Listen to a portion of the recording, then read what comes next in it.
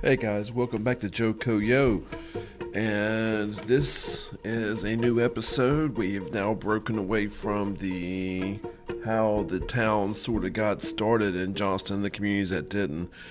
Until, of course, we go back to it again eventually. But today we're going to resume back to our stories of Johnston County as a whole. And I'm going to begin today with some memories.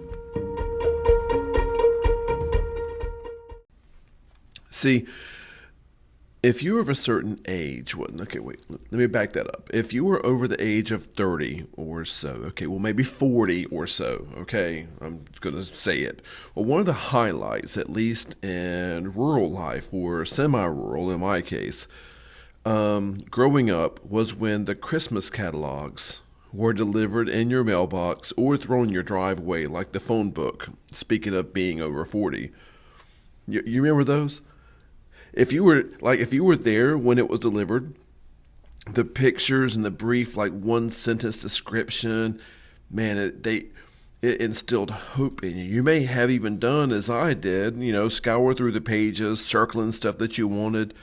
You may have also known that there was big stuff you wanted, but that you probably couldn't get. I mean, surely you couldn't get it, but you circled it anyway, with a small dream that it would show up at Christmas. But it didn't take long for us semi-rural kids to become realists and circle other stuff too. I'd rather have the backups than nothing, right? And of course, you were asked by your parents to circle which clothes you wanted. But that was like wasted breath the minute that the question was even asked if you would do so.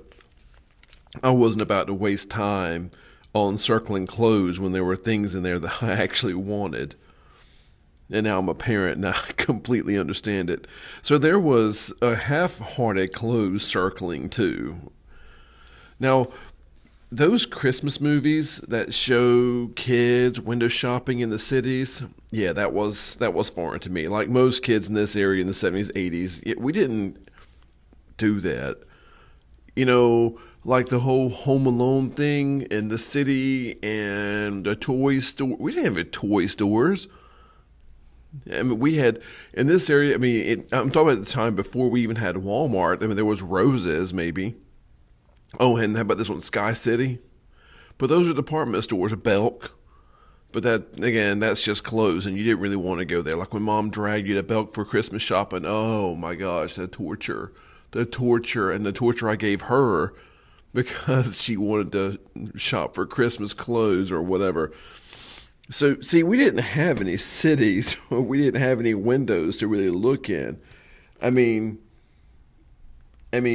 we did have, Woodalls, and stuff like that, maybe. But, yeah, we didn't have cities or windows to look in. We certainly had no toy stores. That was as much fiction as the Ewoks in Star Wars.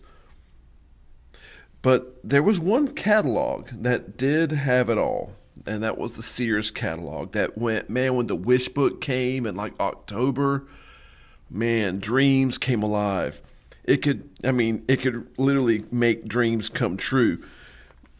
It was so the Sears catalog was so ubiquitous, was so big, that even stores like Woodall's and Benson or Smithfield, they had it, so that if you could go to Woodall's and you didn't see what you wanted, they had the Sears catalog on the counter and you could order from the Sears catalog inside Woodall's, and they would deliver to Woodall's and you can pay a small fee. And even the stores that you went shopping for Christmas at knew that the Sears catalog was really the catch-all. And so this Sears catalog, the Sears Roebuck catalog, I'll give you some background. It started in 1886. Now, you do the math. That's a long time ago. And the Sears Roebuck catalog started in 1886 and had pretty much what you needed. Now, by the time I was a kid, I would flip desperately looking for the toys and such that I saw advertised in the commercials that came on during my Saturday morning cartoons. Like, if you remember Thundor the Barbarian, Let's see, I already knew what I wanted mostly. I mean, by the time I saw the catalog, I've been watching TV. I mean, you get one of the reasons why you get up so early on Saturday mornings is to watch cartoons, yes, but also to watch the commercials during the cartoon so that you can see what you wanted for Christmas. I already, like I say, I already knew what I wanted by the time the catalog came. Like a lot of us modern parents, my own parents, they both had jobs. And there wasn't a whole lot of time or money, frankly, to go to a legit Christmas shopping situation, even if we could. So if I really wanted something, I sure hoped to my core that it was in the Sears catalog. Now, nearly 90 years passed between Sears' first catalog selling watches and the 1980s version that sold nearly everything, and I mean everything. Sears itself, it started with a railroad agent in Minneapolis named Richard Sears who sold gold watches. He set up shop with a man named Alva Roebuck in Chicago. They had an idea, but not the money. They couldn't sell just watches and survive. So they had to diversify to sell more stuff like clothes. And one of their largest suppliers for men's clothes in Chicago was a store down the street called Rosenwald and Weil Clothers. Rosenwald and Weil had become quite successful, as with others, by using uniform records from the U.S. Civil War to manufacture clothes in standardized sizes as opposed to cast-offs and tailored clothes. So, they used records to determine, what sizes should be for men's clothes. They were the ones that sort of started the whole sizing thing. And of course, it was wildly successful because it's what we do now. Sears and Roebuck was just one of many stores, and like most of them, they had to buy on credit sometimes, and Sears eventually is going to owe some money to Julius Rosenwald of Rosenwald and Weil Clothiers. And so when Sears' partner Roebuck became ill and left the company, Sears offered Roebuck's half to eventually, other businessmen, eventually bringing in Rosenwald as a half owner. Sears' experience with railroads and transportation and shipping and Rosenwald's standardization equals, perfection. That was a great partnership, and it matched very well for an expanding nation where many did not have access to stores, and then to the history books it went. So combining the standardization and the shipping, that was my life growing up too. So I'm a recipient of it, and most of you too. Sears began also to make its own brands. In case you didn't know, it got big enough that they invented Kenmore, Craftsman, Allstate Insurance. I guess you could say it's in good hands. Pardon me. That was bad, and I apologize for it. They sold everything. A glimpse at one of the Sears catalogs from 1887, I saw it, shows syringes and catheters that you could order, and they would deliver them to your house. And poultry killing knives, you could order those, and you can order them, and it shows up at your house. And so while I'm sitting at home in 1980, circling action figures for sale in the Sears catalog, one of the more extreme offerings of the Sears catalog era sat proudly roughly 2 miles away. A house. Yep. Sears used to sell house kits. Pre-cut, pre-measured, all you need. And they began doing that in 1907, and they did it all the way till 1947 or so. Sears sold houses. Of course, not assembled, but in parts. And they even said in their advertisements that if you live close to a railroad, they can get there quicker. But if you did not live close to a railroad, it had to come in, it came slower, but it'll still come in time for you to build the house. And guess what was on a railroad? Benson. And again, most of Johnston County's towns. Sears had 447 different house designs and materials, like I say, pre-cut and ready to assemble. And they were in the Sears catalog with names such as the Magnolia, the Winona. Well, there's a man named William Daniel Boone. Now, I should probably back up. There's a mercantile business in Benson called J.H. Boone and Son. at the turn of the 20th century. It was one of the biggest in the state at the time, right? Early 1900s, I guess, 1900 something. And so his J.H. Boone is going to convince his son, William Daniel Boone, to join his father's mercantile business to help him out. And so when William Daniel Boone moved into Benson, he needed to put a house down pretty quickly, and he ordered a house. He ordered a house from Sears. And he didn't just order a house. He ordered the best one that Sears had, the Magnolia. It was huge.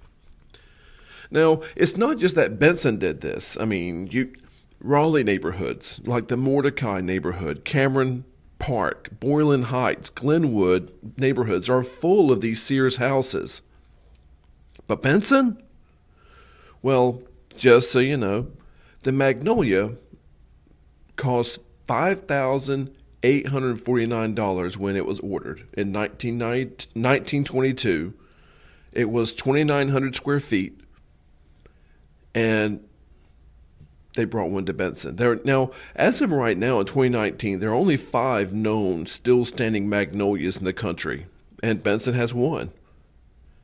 And it still stands, and it's currently occupied by Rose and Graham Funeral Home on Main Street. How about that? Sears delivered houses. But that's not all. Not only did Sears provide homes, part owner Julius Rosenwald also helped provide something even more precious, an education. Rosenwald, with his money, partnered with a guy you may have heard of before, Booker T. Washington, to help fund the education of African American children in the South who were purposefully being denied proper education by the governments of the South. Harnett County Training School in Dunn, Rosenwald paid for that one. Princeton Graded School in Princeton, Rosenwald paid for that one. Panther Branch School in Garner, pretty close to Johnston County, also Rosenwald School, were all Rosenwald schools. And there are also some other schools that were partially Rosenwald funded. North Carolina had the most Rosenwald funded schools, and 3 of them were within 20 minutes of where I was growing up. So Johnston's landmarks are definitely historical, no doubt, and they help tell the story of its people. But the memories of every person, including the Christmas wishes of an 8-year-old in 1980, are equally significant. And one company and its owners figure prominently in both of those, the dreams and the landmarks, and shaped more of our lives than most people realized.